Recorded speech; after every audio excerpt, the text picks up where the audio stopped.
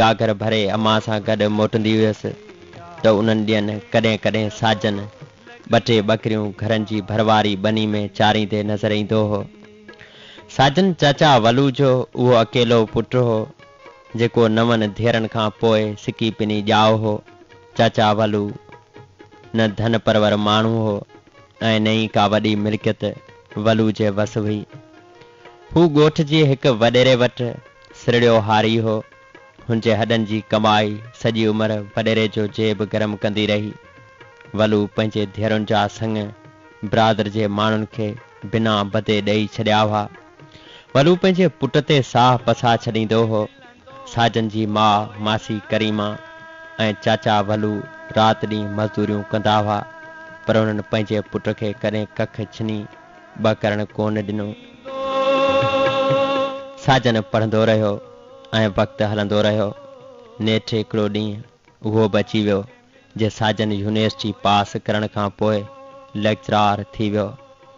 वलू ऐं मासी करीमा जा भाग वरी पिया ऐं हुननि पंहिंजे पुट जी मङणी पाड़े जी हिकु अणपढ़ियल छोकिरी सां कराए छॾी। साजन खे असल में इहा ॻाल्हि पसंदि कोन हुई, पर हुन माइटनि जो चवणु न मोटाईंदे मजबूरन हा कई हुई। ऐं पोइ ॾींहं महीना ऐं महीना सालनि में बदिलबे 2-3 साल ई मस थिया त साजन जे माइटनि साजन जे मुख ते मोड़ ॾिसण वारी उमेद खे अॻिते वधाईंदे नेठि साजन जी शादी कई। शादी खे अञा 2 साल ई मस गुज़रिया त साजन ऐं साजन जी घरवारी जे विच में इख़्तिलाफ़ शुरू थी विया ऐं साजन खे घरवारी जा भाउ साजन सां खटियूं मिठियूं हर घड़ी हर क़दम कंदा रहिया। ऐं मूंखे इहो बि यादि आहे त हिकु ॾींहुं अचानक सुबुह वेला जे रंगनि में साजन जी घरवारी पंहिंजे भाइरनि खे दांह ॾिनी त साजन ॿी शादी करण जो सोचे रहियो आहे, जंहिं ते हुननि जे भाइरनि अचानक साजन ते हमिलो करे ॾिनो। झेड़े जे झड़पुनि में साजन खे मथे में अहिड़ो धकु लॻी रहियो जो हू बेहोश थी वियो। साजन जो साह बचाइण लाइ हुनखे हैदराबाद नियो वियो ऐं जॾहिं हू होश में आयो त हुनजो दिमाग़ कमु करण वारी सघ विञाए वेठो। चरियनि वारियूं ख़बरूं ऐं कंहिं महिल पंहिंजी माउ ऐं पीउ खे बि न सुञाण ऐं अवीं केरु आयो इहो पुछण सां महसूसु थियो त हू दिमाग़ी तवाज़ुन विञाए वेठो आहे। डॉक्टरनि दिलासा ॾिना पर साजन ठीकु न थियो।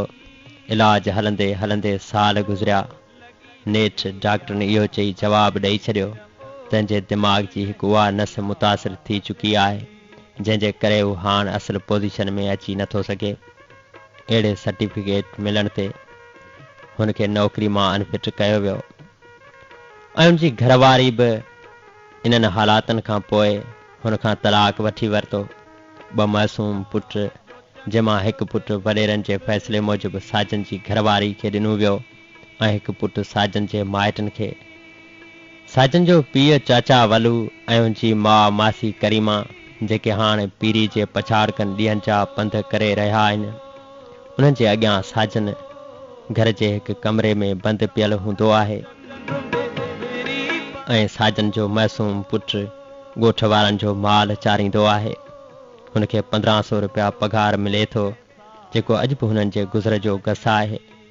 साजन जा माउ ऐं पीउ जेके ज़िंदह हुअण जे बावजूद बि लाश बणियल आहिनि, उन्हनि खे जॾहिं संदन माज़ी यादि अचे थो, साजन जे लेक्चरार थियण ऐं शादी जी ख़ुशी वारा ॾींहं यादि अचनि था त हू माज़ी खे हज़ार मयारूं ॾियनि था ऐं हुननि जूं अखियूं पलटी पवनि थियूं ऐं वरी बि मुक़दर खे मयारूं ॾींदे अणगणिया लुड़क वाहे इहो ई चवनि था त